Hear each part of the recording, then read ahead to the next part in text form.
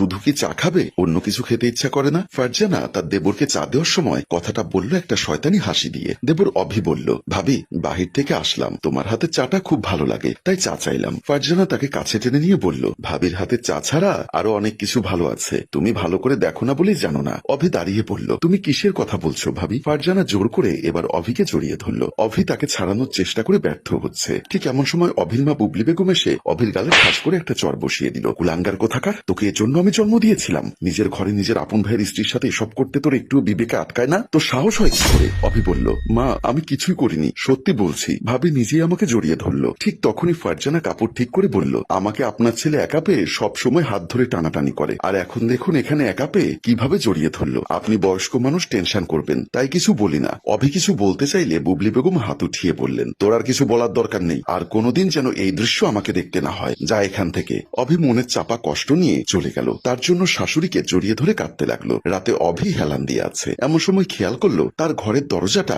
আস্তে আস্তে খুলে কেউ প্রবেশ করছে। সেটা আর কেউ নয় বরং তার ভাবি। ঘরে প্রবেশ করে সোজা তার কাছে এসে তাকে জড়িয়ে ধরলো। অভি তাড়াতাড়ি তাকে ছাড়িয়ে দিয়ে বলল, আপনি কেন আমার সাথে এমন করছেন? তখন আমি কি নিজে থেকে আপনার শরীর স্পর্শ করেছিলাম? আপনি নিজেই আমাকে জড়িয়ে ধরলেন, আর আপনি আমার মায়ের কাছে আমাকে খারাপ করলেন। কি ব্যাপার, তুমি হঠাৎ আমাকে আপনি আপনি করে বলছো কেন? আপনি করে বলছি কারণ আমি আপনাকে চিনতে পারছি না। আজ সকাল থেকে আপনাকে আমার অচেনা লাগছে। এখন এত রাতে আবার আমার ঘরে কেন আসলেন? ফারজানা হেসে বলল, বুঝতে পেরেছি তুমি আমার উপর রাগ করে আছো। আসলে দেখো, আমি একটা বাড়ির বউ। আমি যদি সবার কাছে স্বীকার করি আমি নিজেই তোমার কাছে যেতে চেয়েছি, তাহলে আমার সংসারটা ভেঙে যাবে, তাই না বলো? তাই আমার বাধ্য হয়ে তোমার উপর দোষটা দিতে হলো। কিন্তু এসবের দরকার কি আমাকে বলুন? ফারজানা অভির হাত ধরে বলল, তুমি বুঝতে পারো না আমার দুঃখটা? অল্প বয়সে বিয়ে হয়েছে, কিন্তু আমার স্বামী থাকে সেই বিদেশে। বিয়ের 3 দিন পর চলে গেছে, আর আজকে 2 বছর হয়ে গেল। আমার একা থাকতে খুব কষ্ট হয়, তুমি আমার যন্ত্রণা দূর করে দাও বলে তাকে আবার জড়িয়ে ধরলো। অভি কোনোভাবে তাকে ছাড়িয়ে বলল, আমি এসব করতে পারবো না, আপনি এক্ষুনি আমার ঘর থেকে বেরিয়ে যাবেন। ফারজানা রেগে চলে গেল।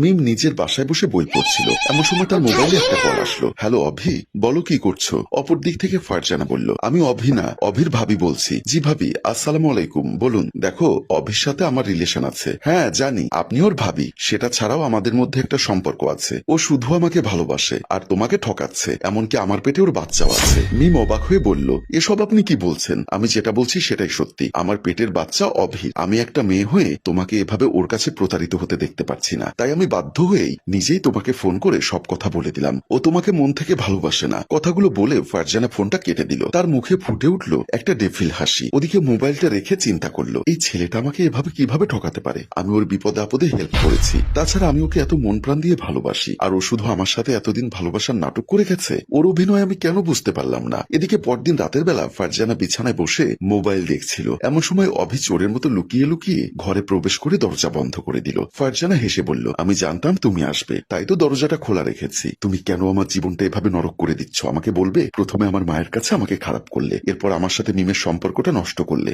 আমি কি অপরাধ করেছি? আমি শুধু তোমার সাথে নোংরা কাজ করতে রাজি হইনি। ভাবি প্লিজ, তুমি মিমিকে বলো তুমি যা বলেছো সব মিথ্যা। ও বলেছে শুধু তুমি বললেই আমার কথা বিশ্বাস করবে। আমি ওকে খুব ভালোবাসি। ফারজানা বলল, আমি চাই না তোমাদের সম্পর্কটা নষ্ট হোক। আমি ওকে ফোন করে বলে দেব আমি যা বলেছি সব মজা করেছি, কিন্তু তার জন্য তোমাকে আমার কথা শুনতে হবে। আমি যেটা চাই সেটা তোমাকে দিতে হবে। অভি বলল, কিন্তু এটা কখনোই সম্ভব নয়। বড় ভাইয়া জানতে পারলে খুব কষ্ট পাবে। আমি আমার বাবার মতো বড় ভাইকে কষ্ট দিতে পারবো না। তোমার ভাইয়া জানলে তো কষ্ট পাবে। এই বদ্ধ ঘরে তোমার আর আমার মধ্যে কি হচ্ছে সেটা শুধু আমাদের মধ্যেই থাকবে, না হলে কিন্তু তোমার সম্পর্ক।